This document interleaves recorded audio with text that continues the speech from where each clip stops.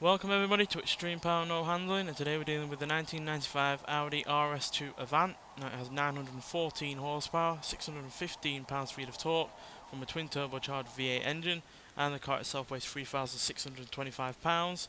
It's all-wheel drive, it can do 0 to 60 in 2.680 seconds, 0 to 100 in 5.653 seconds, going on to a top speed of 241 miles an hour. So yeah, Audi have had decent success in this series so far, with two of their cars in the top 10, the Audi Sport Quattro in 9th place and the Audi S1 in 5th place. So yeah, now obviously this is slightly newer than the Audi Sport Quattro by 12 years, but it's also older than the Audi S1 by 20 years, so it's somewhat in the middle ground of those two cars. So it will be interesting to see what it can do in comparison to those two, because obviously the Audi Sport is more of a rally car, just in a road version, and the Audi S1 is a modern hot hatchback.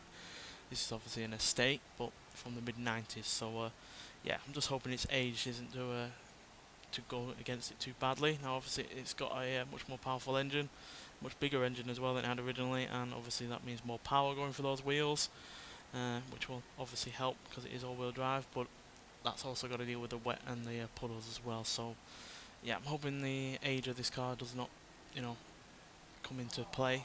I hope it's just perfectly fine with the amount of power it's got now over stock. So yeah, let's get out there and see what it can do. Now, this was a fairly decent handling car in stock form, but now with all this extra power, it's whether or not it can, still go at a decent pace.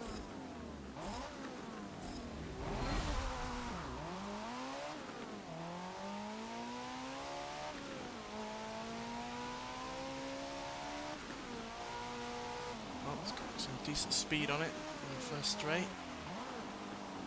It's from obviously a standing start, so should be even faster down there on subsequent laps.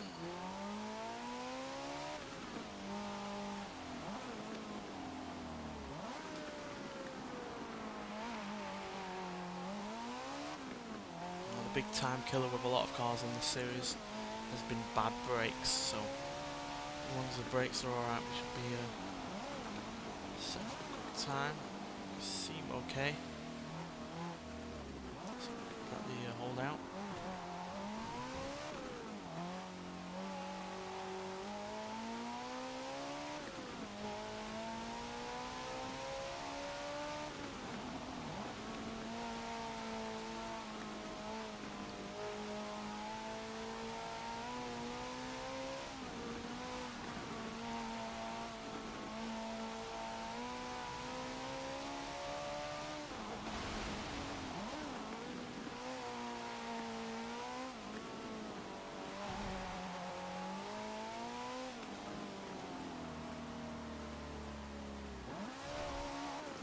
Some understeer, but that's really not the worst of problems with a car we've had. 1 minute 26.861 seconds is for its first lap, which is pretty decent for a first lap.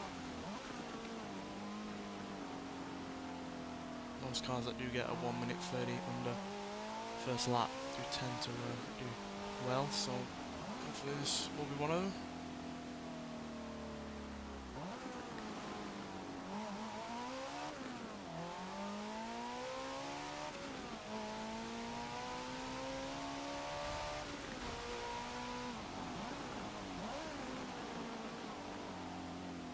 Those brakes are far better than I was expecting for a car of this age.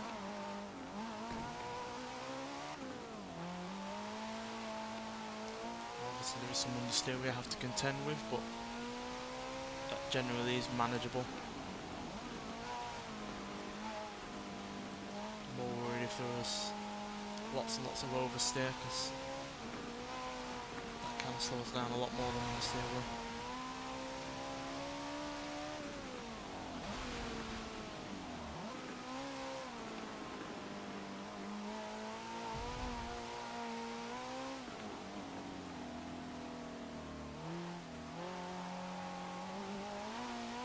Big improvement there at 1 minute 23.696 seconds.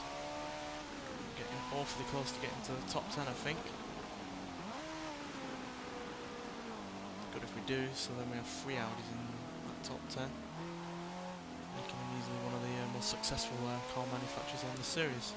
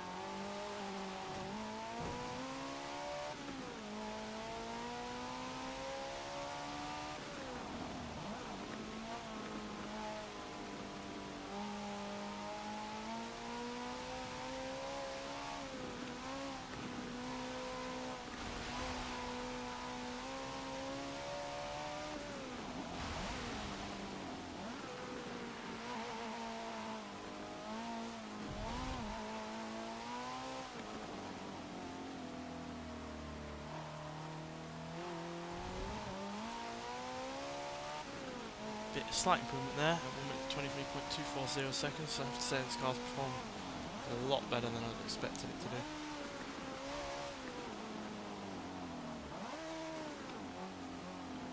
Might not be leaderboard topping with the time, but in terms of control and acceleration and the kind of speed we're getting up to at times, it's fairly impressive,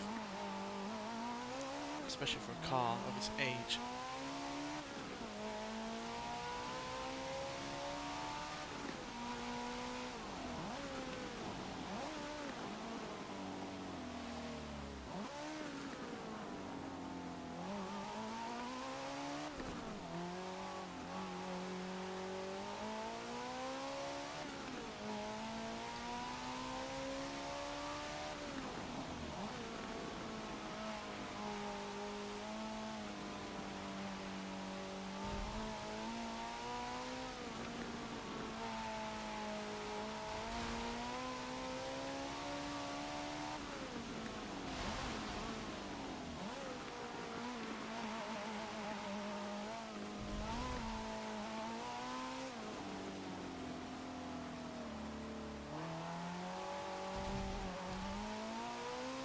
Unfortunate that time round.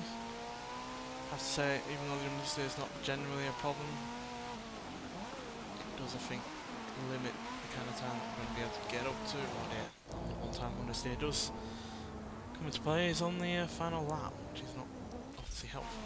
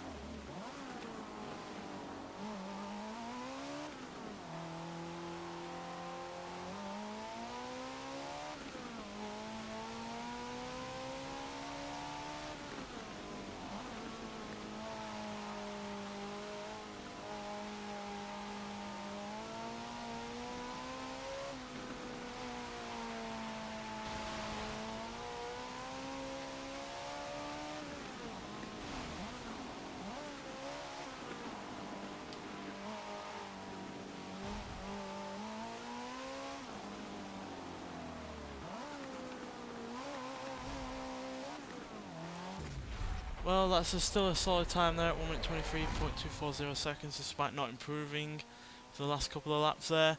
But it does mean that we don't quite get into the top 10 like the other Audis that we've had on this series. It's slightly behind, and by slightly I mean less than 0.1 of a second behind the Renault Sport Clio. And it's slightly ahead of the Volkswagen Golf R, which is a far newer all-wheel drive car, as well as the Porsche Macan Turbo. And from a car from around the same time, the 92 Alfa Romeo 155 Q4, we're about half a second ahead of that, which is pretty decent, especially for a car around the same age. And far faster than that, so the BMW M6 Coupe, Renault Alpine DTA, Subaru Legacy B4 and Bentley Continental Supersports. But yeah, we are, like I said, behind the Renault Sport Clio, as well as the Audi Sport Quattro and Porsche Cayenne Turbo. But again, that is still fairly decent. Again, it was, even though the understeer wasn't a major problem in the first few laps, when it comes to making an even faster time than the one we eventually posted that was our fastest, the understeer just was effectively like a brick wall stopping us from going any further. But again, still a solid time, and yeah, quite frankly not that far off the top 10 to really complain about. 11th place is no bad place whatsoever, especially when it's ahead of a few other newer all-wheel drive cars. So yeah, fairly impressed by it. It was relatively alright to drive. Brakes were good, acceleration was solid, this kind of speeds we're getting up to on the straight, 120 plus at times, was really, really good. And yeah, apart from the understeer, handling wise, it was no problem whatsoever. So yeah, fairly impressed for it, especially for a car that's, 23 years old. Anyway, thanks for watching, and I'll see you in the next one. Bye.